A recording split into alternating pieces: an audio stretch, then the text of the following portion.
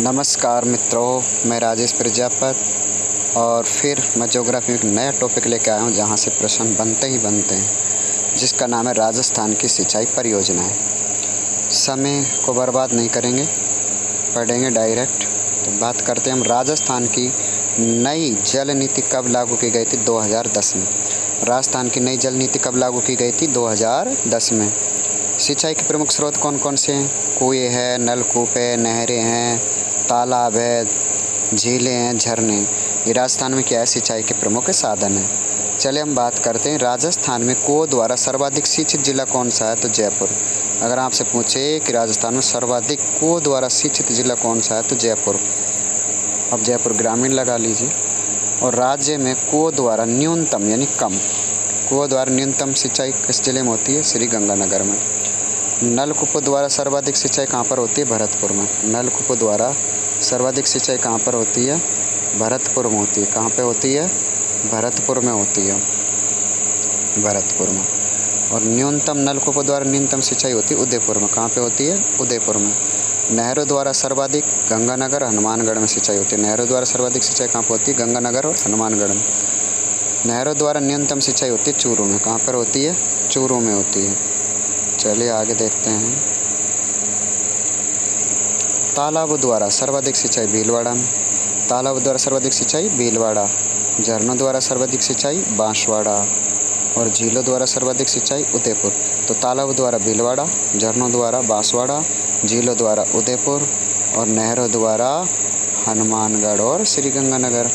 राजस्थान में 3 प्रकार की सिंचाई है: वृहद सिंचाई, मध्य सिंचाई और लघु सिंचाई। वृहद सिंचाई 10,000 हेक्टेयर से ज़्यादा को कहते हैं वृहद सिंचाई। मध्य सिंचाई 2,000 से 1,000 के मध्य, 10,000 के मध्य जो सिंचाई होती है उसको हम क्या कहेंगे? 2,000 से 10,000 के मध्य सिंचाई कहेंगे मध्य सिंचाई। और लघु सिंचाई कहेंगे 2,000 हेक्टेयर से कम। प्रमुख सिंचाई परियोजना देखते हैं, यहाँ से प्रश्न बनता है। ओराई सिंचाई परियोजना किस जिले में? चित्तौड़गढ़ में। ओराई सिंचाई परियोजना चित्तौड़गढ़ जिले में। चौली सिंचाई परियोजना कहाँ पर है? झालावाड़ में। चौली सिंचाई परियोजना कहाँ पर है? झालावाड़ में। सीधा ही प्रश्न पूछा जाता है यहाँ से। चाकण परियोजना बूंदी। गरदड़ा बूंदी। पबेलपुर बूंदी। बिसाऊ चूरू। चूलीदेही करौली। जग्गर करौली। इंदिरा लिफ्ट सिंचाई सवाई माधोपुर करौली। पीपलदा सवाई माधोपुर। लहासी बारा। अंधेरी बारा। ये सिंचाई परियोजनाओं के नाम हैं। चलिए और देखते हैं। परवन बारा, बिलास बारा, ये आपकी क्या है? सिंचाई परियोजनाएं। चलिए और देखते हैं। बेथली परियोजना बारा, हतिया देह बारा, पिपलाद झालावाड़, छापी झालावाड़, चोली सिंचाई परियोजना झालावाड़, सावन भादो कोटा, तकली परियोजना कोटा, अखाड़ परियोजना झालावाड़, अखाड़ परियोजना झालावाड़। और देखते हैं। खोकुंडा परियोजना भीलवाड़ा, वागन परियोजना चित्तौड़गढ़, औरा सिंचाई सिरोही, सोकले सेवड़ा परियोजना सिरोही। आगे बात करते हैं बहुउद्देशीय परियोजना। बहुउद्देशीय परियोजना जो बहुत उद्देश्य के लिए अपनाई जाती है, जिसमें पेयजल भी हो सकता है, सिंचाई के लिए भी हो सकता है और बिजली के लिए भी हो सकता है। तो ये परियोजना अनेक उद्देश्यों के लिए होती है, जैसे पेयजल, विद्युत और सिंचाई के लिए। सिंचाई परियोजना को पंडित जवाहरलाल नेहरू ने आधुनिक भारत का मंदिर कहा। सिंचाई परियोजनाओं को, बहुउद्देशीय सिंचाई परियोजनाओं को जवाहरलाल नेहरू ने क्या कहा? भारत का आधुनिक मंदिर कहा। भाखड़ा नागल बांध परियोजना भारत की बड़ी नदी घाटी परियोजना है, जिसमें संयुक्त परियोजना है हरियाणा पंजाब राजस्थान। हरियाणा पंजाब राजस्थान की परियोजना है। कौन सी? भाखड़ा नागल परियोजना। सर्वप्रथम विचार किसने किया? 1908 में लुईस डेन ने एक विचार किया। 1908 में शुरुआत हुई थी 1948 में। भाखड़ा नागल बांध परियोजना कुल विद्युत क्षमता 1534.3 मेगावाट। 1534.3 मेगावाट। राजस्थान का हिस्सा कितना है इसमें? राजस्थान का हिस्सा 15.22% जल विद्युत में। कितना? 15.22% हिस्सा। नेक्स्ट देखते हैं हम।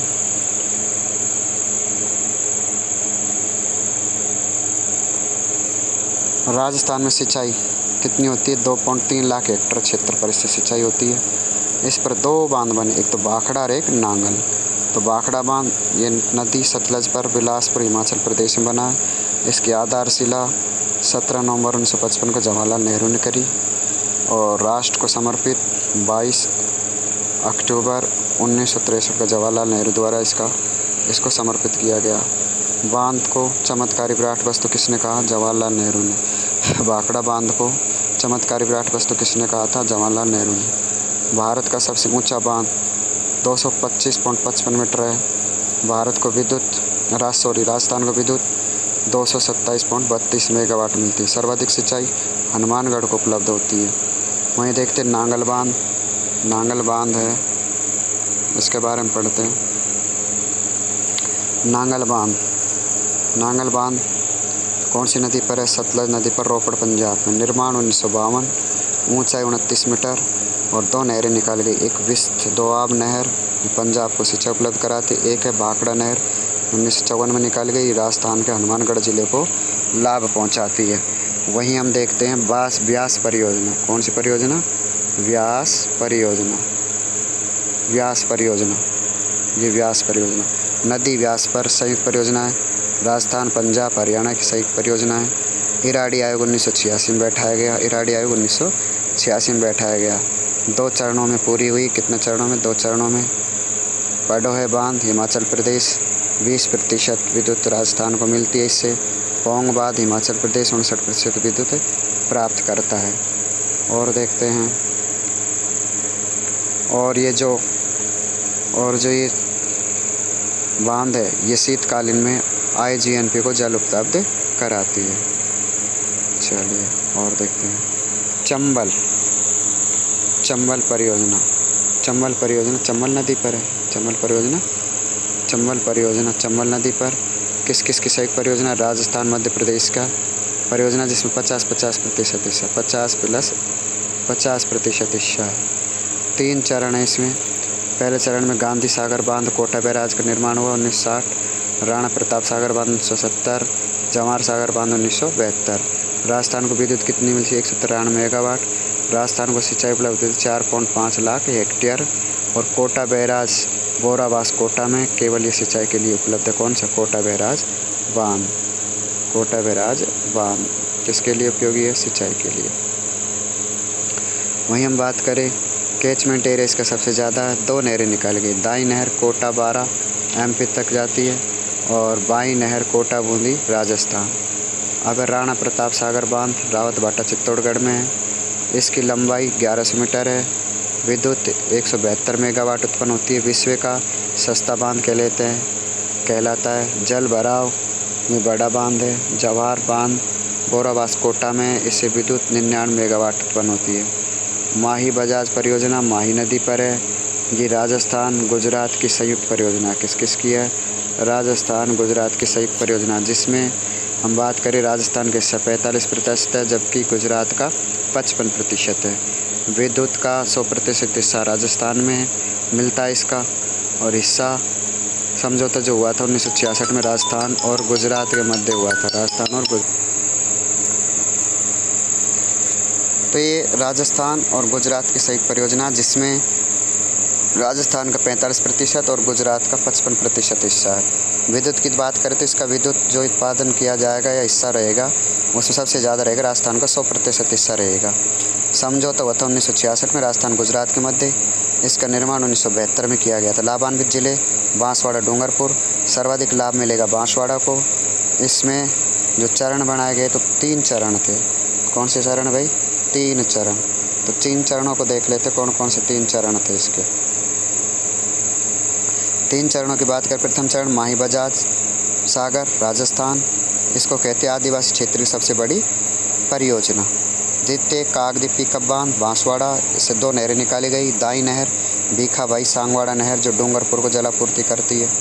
भीखाभाई सांगवाड़ा नहर डूंगरपुर को जलापूर्ति करती है। बाई नहर आनंदपुर नहर जो बांसवाड़ा को सिंचाई उपलब्ध कराती है। द्वितीय चरण में कड़ाना बांध रामपुरा गुजरात में, ये विद्युत 100% विद्युत उत्पादन करती है।